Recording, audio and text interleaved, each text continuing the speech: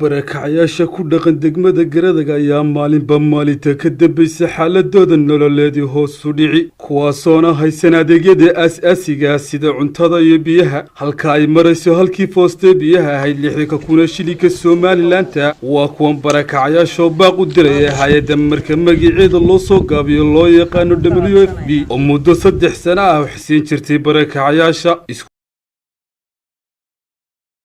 WFP inay noo soo daayeen raashinkaygii aan baranay wadanku waa lagu shub bismillaahir rahmaanir rahiim waxaan nahay barakayaashii Soomaaliland hay'adda WFP sida raashinkii ma hayno muddo 4 bilood waxaan u caawinaynaa hay'adda WFP inay soo ceshaayeen dadkii barakayaasha heshigoodii ay ku noolaa codadarugaha Soomaaliland ka codsanayna بسم الله الرحمن الرحيم عن والله يكعصلينا ولا السلام عليكم وحنا تكعصلينا ولا يرددك الدنيا تاهي ما هي تجلحسن أيام نهاي وحنا كنا ولا يقول يردد تجلحسن أو سرقويه سبي بله سيدا يردد حنوسنا يباله سيدا درتيد ما هي تي سيدا درتيد وحنا كعصلينا ولا يال إن أنا كالميسان kaalmaha soo kamida daxanahay dadkii xoolo ka baxeen waxaan u baahanahay kaalmo waxaan u baahanahay maxay haytay waxtar waxaan u baahanahay maxay haytay wanaag ilaahay baa wax wanaajiye sida darteed waxa weeye dadkii raashinka qaadan jiray annagu maanu hayn yeelkadeeda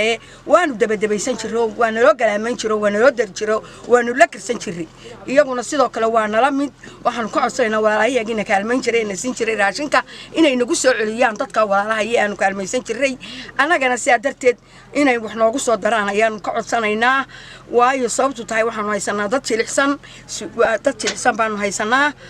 oo maxay haytay sirqo iyo sabiba leh dad waalan leh sida darteedan maxay haytay waayaan idinku soo diray maxay bismillaahir rahmaanir rahiim waxaan nahay dadkii WFP qaadan jiray baan nahay hadda iska danyartaa dabadna waxaan doonaynaa hadeer in waxaan dadkii WFP qaadan jiray waxaan u baahanay inay nagu soo noqoto noo soo celiso wixii dadkii baqti ayuu yahay waanu u baahanahay inay nagu soo celiso sida ayaanu idin ka codsanaynaa waxa la haystaan ma jirto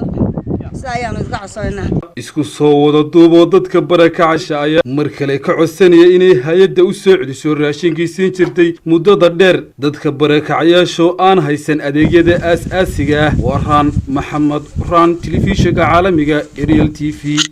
degmada Garada